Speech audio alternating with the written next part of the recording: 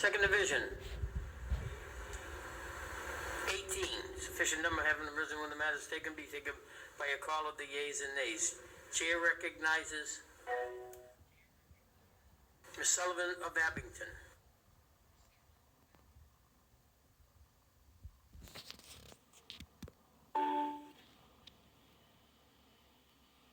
Ms. Sullivan of Abington. Thank you, Mr. Speaker. I rise in support of Amendment Number 2, which will enhance the language within House 5179 to ensure that children that are born during an abortion receive the same life-saving medical treatment that anyone else would receive. Mr. Speaker, as I reviewed the language in Section 12.0, it was clear to me that the current language does not require a doctor to perform life-saving measures when a live birth of a child occurs during an unsuccessful abortion. Mr. Speaker, how can we as a body support any language that does not require physicians to perform life-saving measures to a baby that is born alive during an abortion? Is simply keeping that baby comfortable enough for us here in the Commonwealth? I cannot support language that would allow for such actions. This is why I, alongside my colleague, the gentleman from Bellricker, filed this amendment. This amendment will afford appropriate protections within House 5179 by requiring physicians to take the necessary steps to not only protect the life of the mother, but also the life of the child who is born alive during an abortion. I've read many articles describing the ways that some hospitals and abortion clinics carry out abortions, at times inducing labor.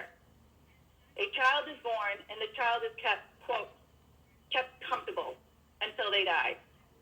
Every baby that is born alive requires some assistance to survive, including in many instances, medical attention.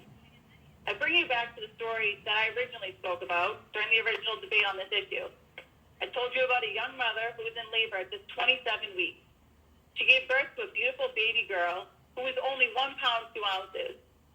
Her name is Shay. When Shay was born, she was not born alive. She required extensive medical attention, and after 16 long, heartless minutes, she was breathing. Shay is now a thriving 6-year-old kindergartner. I know many of us sit here and say a baby at that early in the pregnancy won't feel pain, and that we should respect the wishes of the mother. However, medical literature strongly suggests otherwise. Pain and other senses have already been developed even prior to delivery. Babies feel pain. Just a few generations past, the newly born would be struck on the bottoms in order to invoke a response, usually a cry. The newly born feel pain.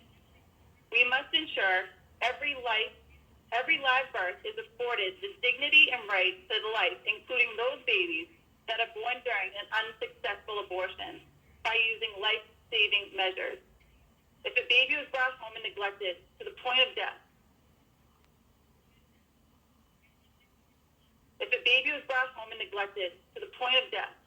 we wouldn't ignore the conduct of those responsible.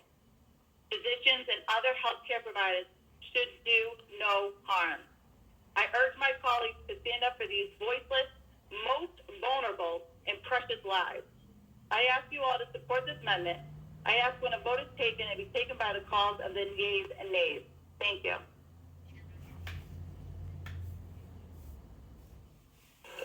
Chair recognizes Ms. Cronin of Easton.